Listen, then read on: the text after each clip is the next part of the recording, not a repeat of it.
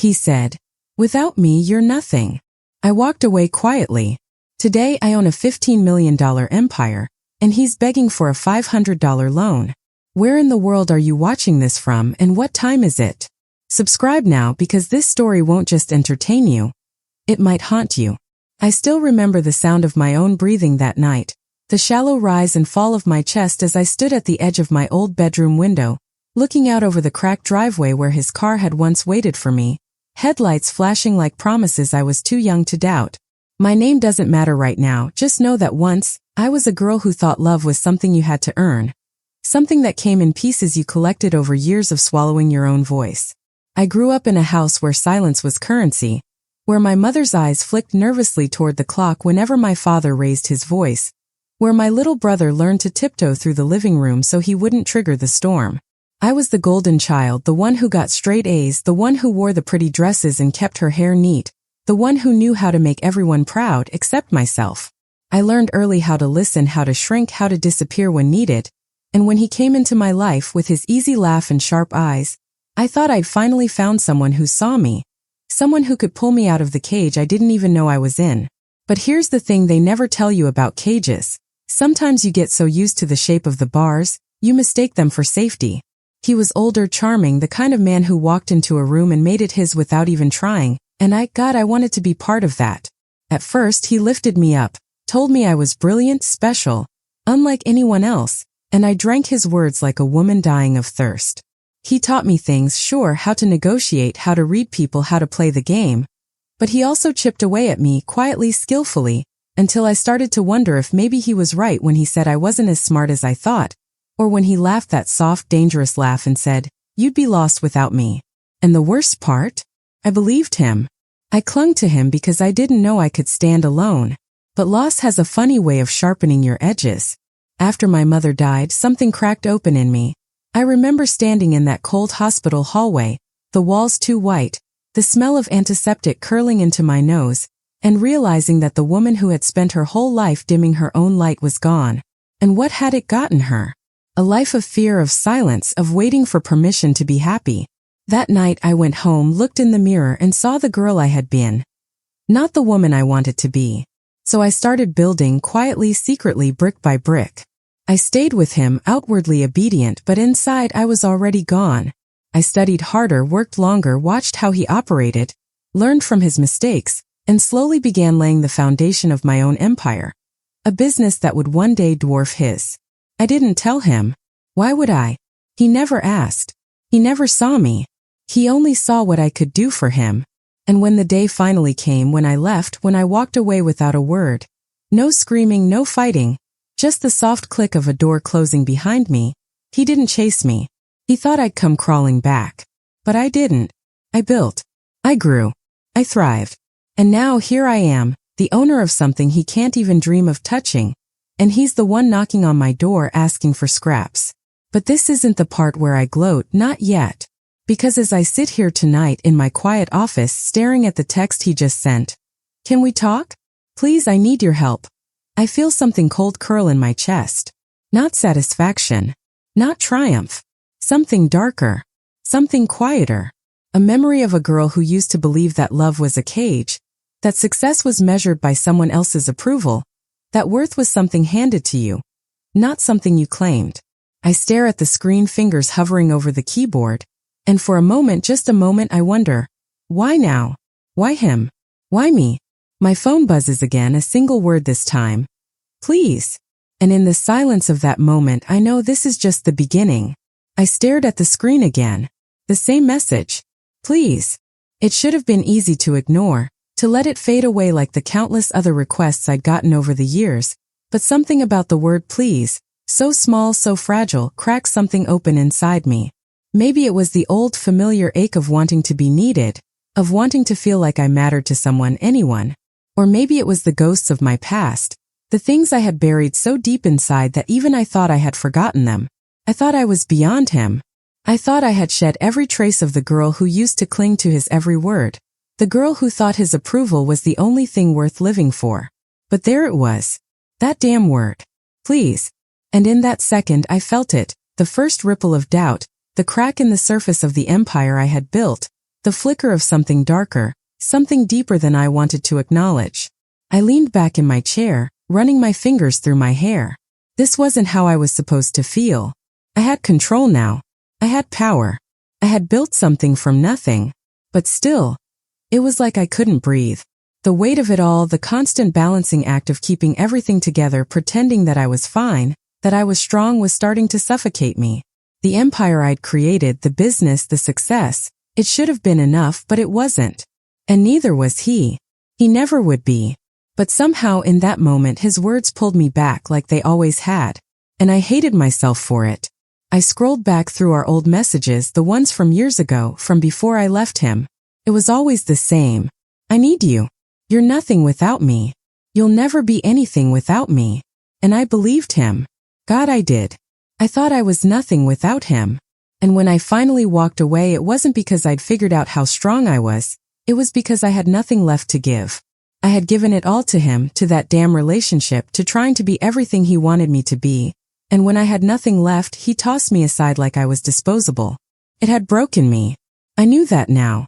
I had spent years rebuilding, becoming someone else. But what I hadn't realized until this moment was that I had never really let go. I hadn't let go of the need to be seen by him, to be acknowledged, to finally make him realize that I was worth something on my own. But now there was a new twist. There were people in my life now that I hadn't counted on. People who had been in the background, people who were quietly pulling strings of their own. People I had trusted, people I thought I knew. My assistant, for one. Mia. She had been with me from the beginning. I had always believed she was loyal, always assumed she would be the one person I could count on when the world around me was spinning out of control. But then came the text messages, the ones I hadn't meant to see. They were from him, from James. The one man who had almost ruined me. The one man who had held me hostage in that toxic relationship for so long. And there she was, in the messages, asking him for money. Just tell her you need help. She'll do anything for you. She's too weak to say no. That's what she said. I had to read it twice to believe it. Mia. My Mia. I had trusted her with everything. With my secrets, with my fears, with the empire I had built from scratch.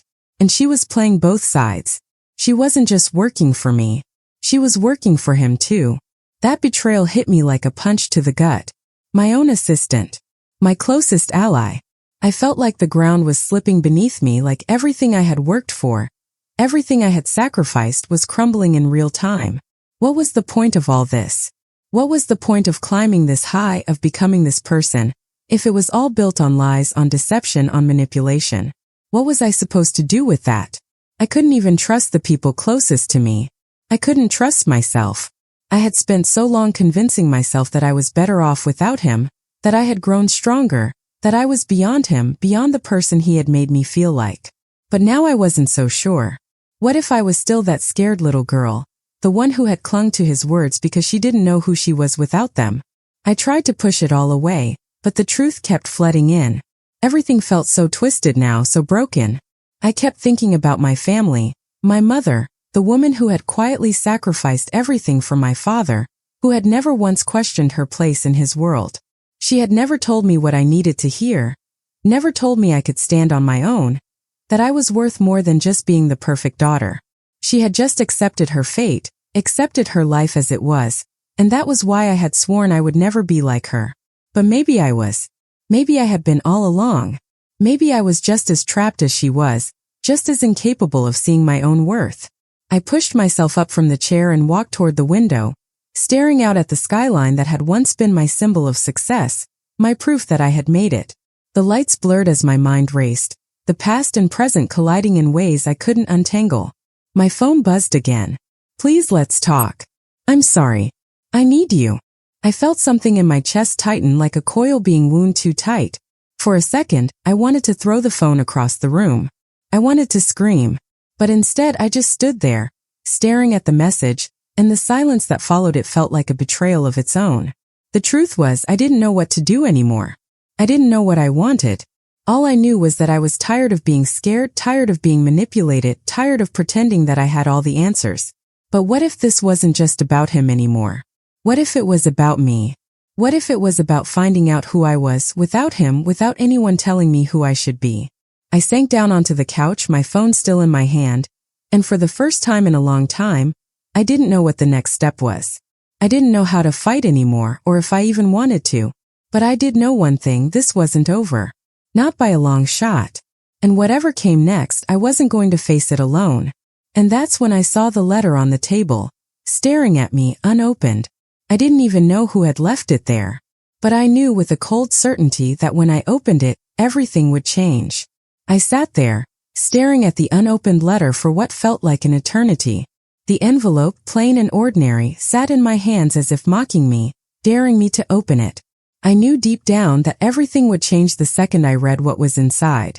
For years I had built my life on assumptions, on half-truths, on the lie that I had outgrown the girl I used to be.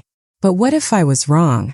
What if everything I thought I knew, everything I had convinced myself was real, was a carefully constructed illusion? I could feel my heart pounding in my chest as I tore open the envelope. My hands trembled slightly, but not from fear. This time it was something else. Something darker, something colder. The letter was short, only a few lines, but it held more power than I could have ever anticipated. It wasn't a letter from James or even Mia, though I knew both of them had played their parts in the mess I had found myself in. No, this was a letter from my mother.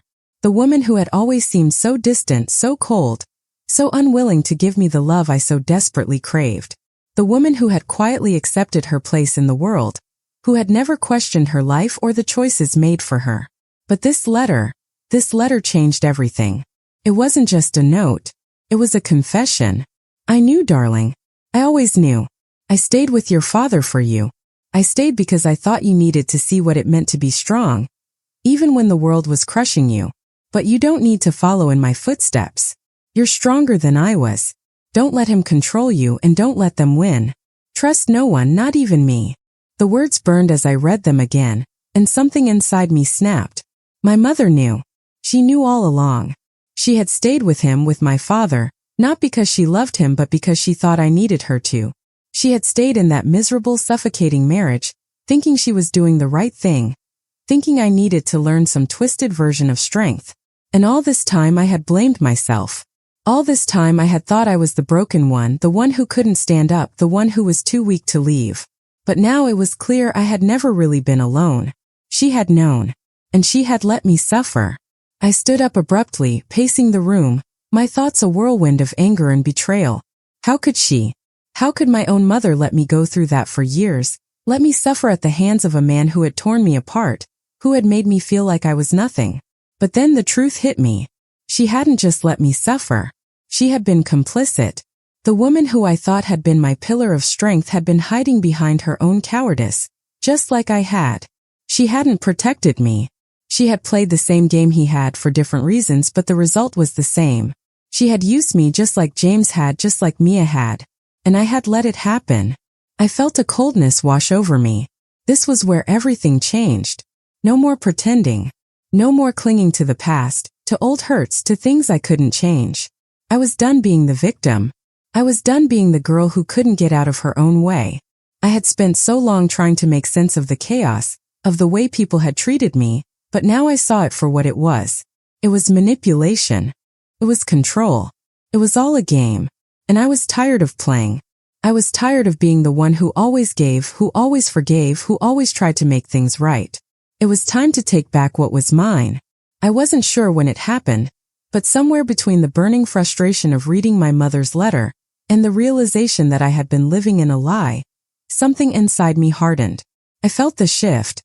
The anger I had buried for so long, the bitterness I had swallowed down began to rise. I wasn't just angry anymore, I was cold, detached, focused. I had a plan now, a plan that didn't involve forgiving or forgetting. No, this time I wasn't going to let anyone use me. Not James, not Mia, not my mother, no one. I grabbed my phone, my fingers flying over the keys as I typed a message to Mia. We need to talk. Now. I didn't wait for a reply. I couldn't afford to wait. I had already waited too long. I had been naive, thinking I could trust anyone. But I wasn't that girl anymore. I knew what had to be done. I knew who I needed to cut out of my life, and I knew how to do it. Slowly, quietly, with precision. I wasn't going to confront anyone yet. Not until I had everything in place. But I was going to watch them. Watch them squirm, watch them lie, watch them twist themselves into knots, all while I stayed calm, stayed in control. The power had shifted and they didn't even know it yet. The next morning I took a walk around the building.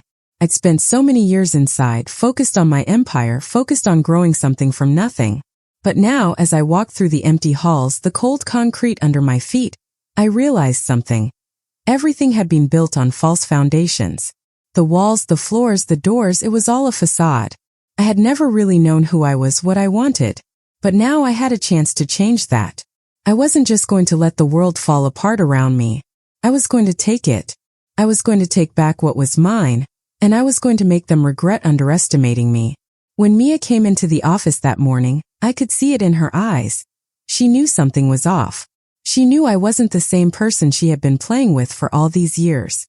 She tried to act normal to hide the nervousness, but it was obvious. I could see through her just like I had with everyone else. "Is everything okay?" she asked, her voice too high-pitched, too forced. I didn't answer her right away. I just watched her. Her nervous energy, her desperate need for approval. It was all so transparent. She was afraid. Afraid that I knew. Afraid of what would happen when I finally realized what she had done. "You've been lying to me, Mia," I said, my voice low and controlled. "And now I'm done pretending I don't know." Her face went pale, and for a moment I saw the girl I used to be. The one who had been scared to stand up for herself. The one who had allowed others to control her. But that girl was gone. I turned away before she could say anything more, my mind already racing with what I needed to do next. The walls were closing in, the people around me were crumbling, and I was finally free. And that's when I stopped being afraid. And if you stayed this long, you already know this wasn't just a story. This was a warning. Subscribe. And remember me. I had made my move. Each piece of the plan fell into place with a chilling precision that felt almost surreal. I watched them, James, Mia, my mother, thinking they were still in control, still playing the game as they always had. But they were all pawns now. I had become the architect of their destruction, and there was nothing left to stop me. I kept my distance, letting them think I was weak, letting them believe I was still the same vulnerable person they could walk all over. They had no idea how deep the game went, how carefully I had maneuvered each step, how slowly I had built the walls that were now closing in on them. I felt no remorse. I couldn't afford to. Not when every fiber of my being had been shattered by their lies. Not when I had seen firsthand the kind of cruelty they were capable of.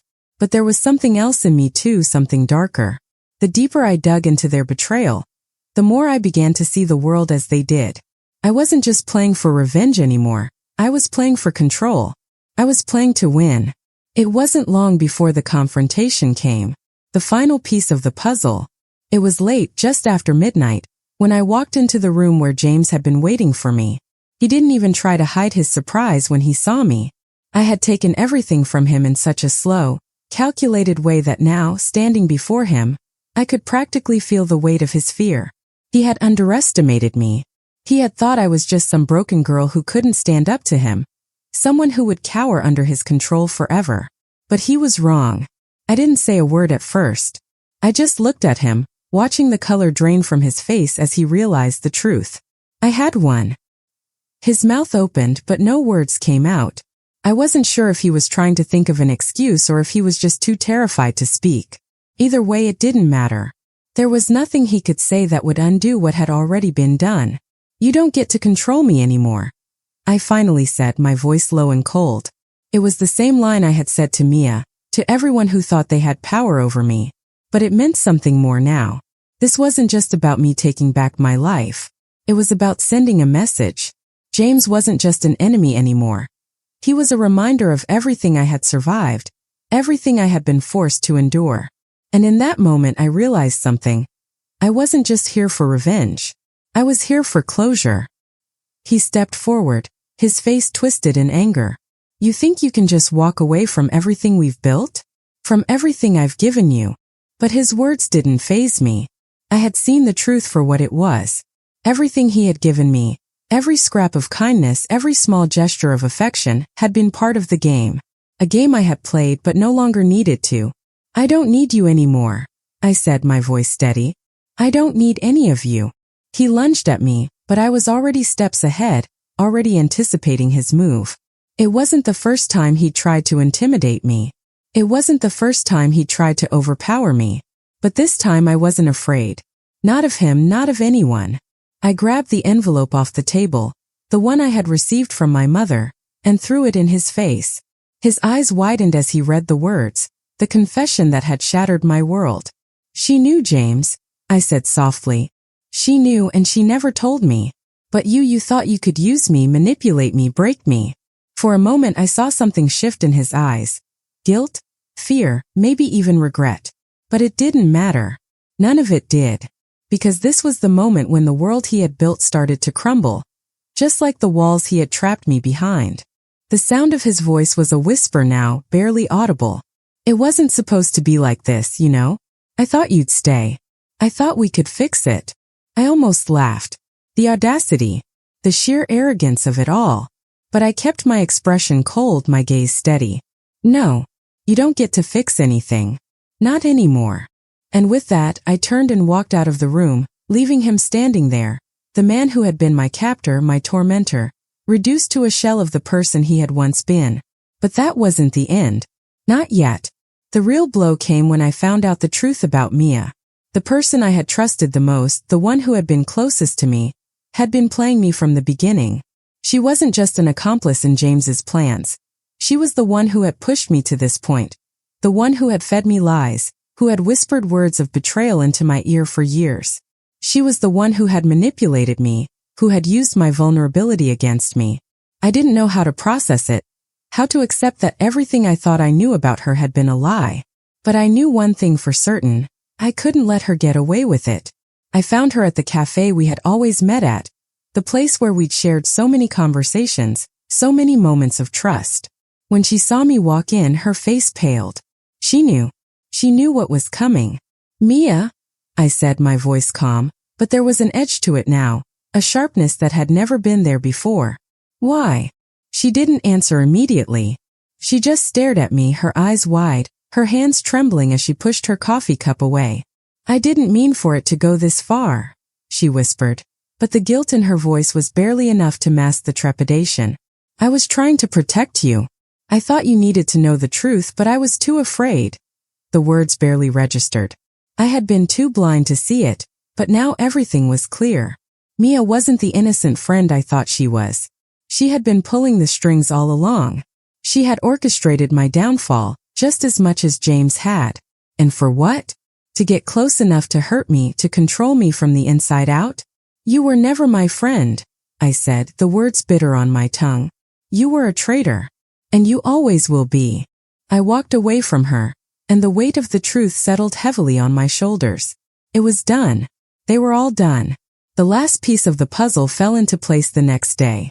My mother, the woman who had watched it all, who had stood by, who had let me drown in my own fears, my own insecurities. She was the one who had pulled the strings all along. She had used me just as much as they had. She had watched me suffer and done nothing to stop it. Nothing. And then for the first time I realized something. There was no redemption for her. No forgiveness. No second chances.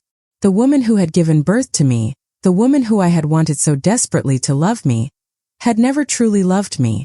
Not in the way I had imagined. Not in the way I had needed. I stood in front of her one final time, and all I felt was a quiet, hollow emptiness. I had been so desperate to find someone to trust, to cling to some version of family, of love.